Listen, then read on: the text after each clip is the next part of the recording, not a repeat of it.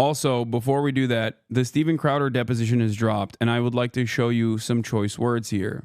Deposition testimony of Steven Crowder regarding the identification of an innocent man as a neo-Nazi mass murderer on a show. The testimony was taken in connection with limited discovery permitted by the court to respond to Crowder's anti-slap motion to dismiss. The deposition was conducted by Mark Bankston.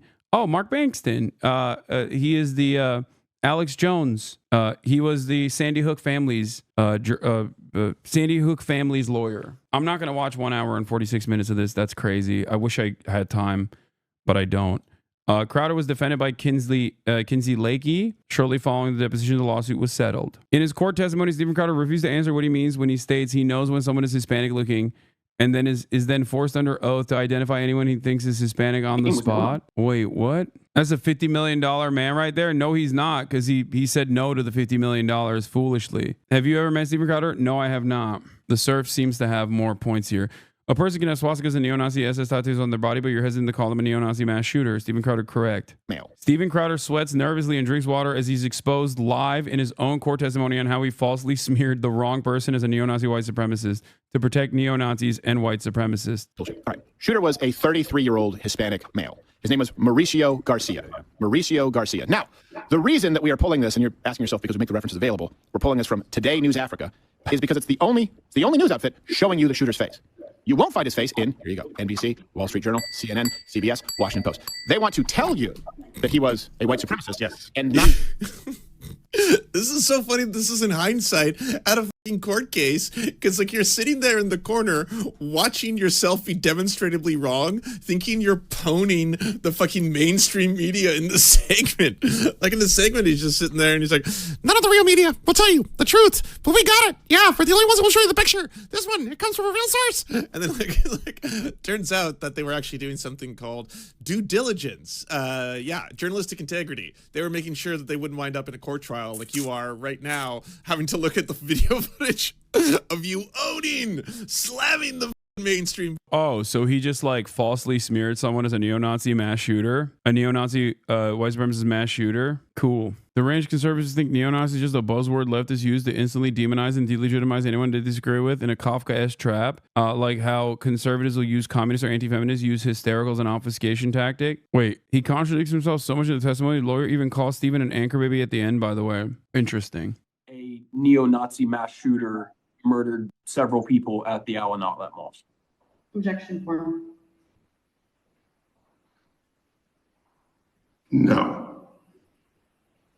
You don't understand that right now? Is he in prison? What's happening? Why is he being deposed from prison? Like he's in an involuntary psychiatric hold. Is that Jelani? Yeah, that's that's Zelensky, the new Zelensky, Jelani. Al sitting here today. The way you said it, no. Help me understand what you mean by that. What is it about that I don't understand a neo-Nazi mass shooter, no. Okay. Mass shooter, yes. No. Neo-Nazi mass shooter, no. Okay, you're aware that the shooter had tattooed neo-Nazi symbols on his body. Sure. You're aware. Bro, this is like, isn't this the divorce thingy argument? It's like, listen, I don't know if Sam Hyde or Nick Fuentes are neo-Nazis is like the Epstein line, dude. Divorce that allegiance right here. He did it with a right-wing death squad vest. Right, you don't contest any of that. I'm aware that was reported, yeah. All right, well, I'm not asking you whether it was reported. I'm asking you whether you can, like, do you believe that's true? Do you contest that? No, I don't contest any of the tattoos, no. Okay.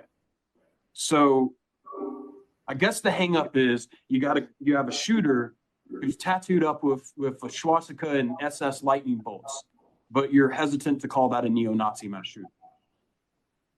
Correct. Why did he do this? I don't understand why what's the point here?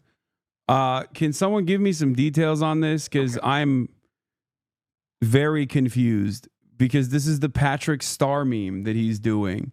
It's the guy showing Patrick Star the ID, and it's like, well, this person has swastika tattoos and SS lightning bolts.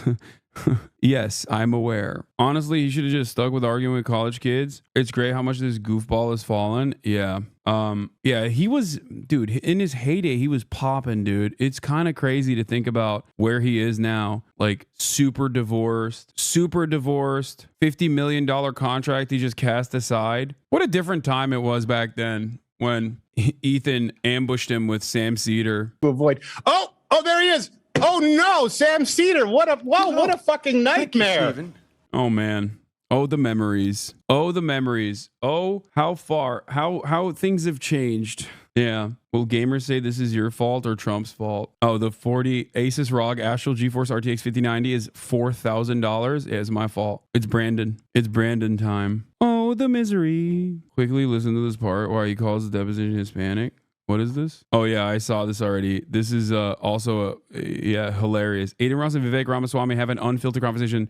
36,000 views in 19 hours is crazy, by the way. Like, this got no motion whatsoever. I don't know why he thought this would be like Trump. It's not that Aiden is washed. It's also, it's because Vivek is just like, nobody cares about Vivek. Anyway,